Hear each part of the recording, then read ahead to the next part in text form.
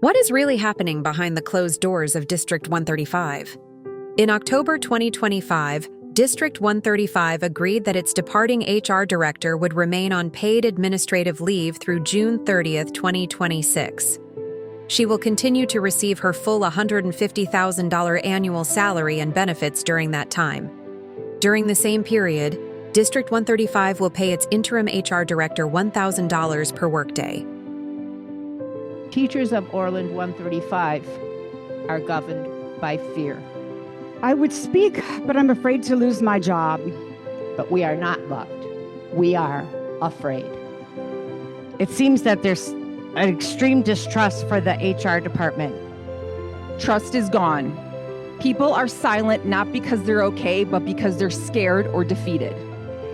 Over the course of several months, different people came to this podium and described the same experience. The current level of distrust held by community members, along with staff, is at an all-time high.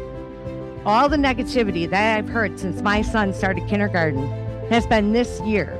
Staff voices were consistently shut down. Parents and teachers describing the same breakdown. The concerns people raised weren't abstract. They were responses to decisions made behind closed doors.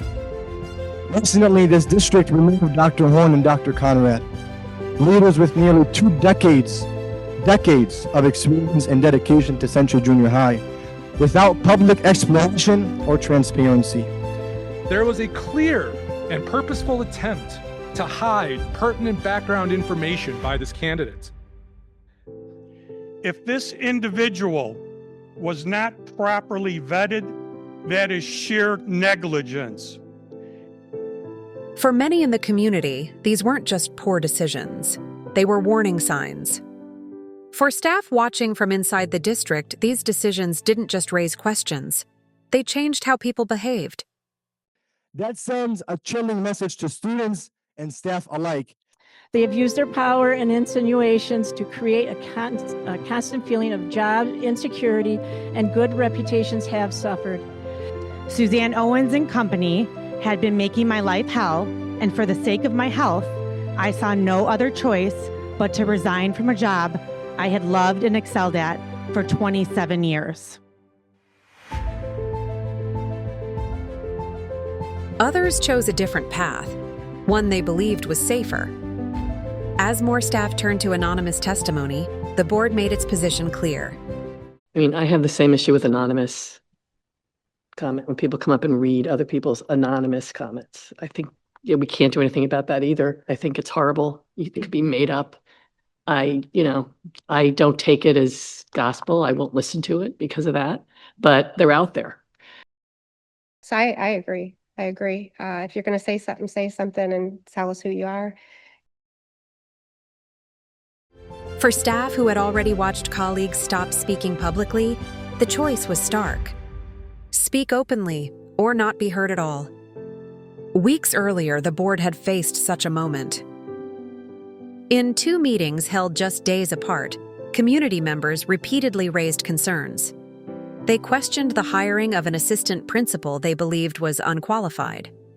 They also questioned the removal of a long-respected principal and assistant principal.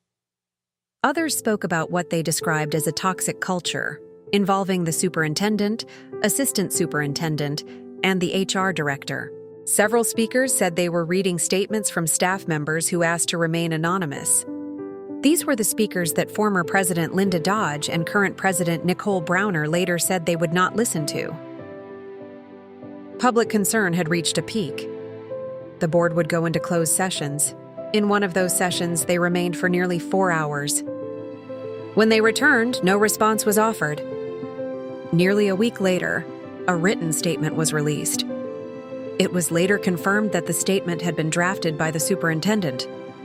The board did not truly speak for itself, and the questions that brought people into the room went unanswered. The silence didn't end there. What the public heard in the room wasn't always what appeared later. In multiple instances, public comments made during meetings did not appear in the posted video. For Chicago Rise Consulting. So, welcome, Morgan.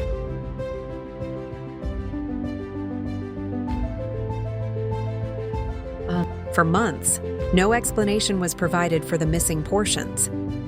For speakers who had already watched closed sessions stretch on without answers, even speaking publicly came with uncertainty. What remained was an incomplete record, inaccessible to anyone who wasn't in the room. In the months that followed, the district's HR director went on leave and later resigned. The district's leadership structure otherwise remained intact. Her resignation agreement confirmed she would remain on paid administrative leave from October 15, 2025 through June 30, 2026. During that period, she will continue to receive her full $150,000 annual salary, along with health and dental coverage, life insurance, and district-paid pension contributions. Illinois law places limits on severance and post-employment compensation for public employees. The district did not publicly explain how the structure aligned with those limits. More recently, the district agreed to pay the interim HR director $1,000 per workday. When leadership retreats behind closed doors, so does the transparency the public demands.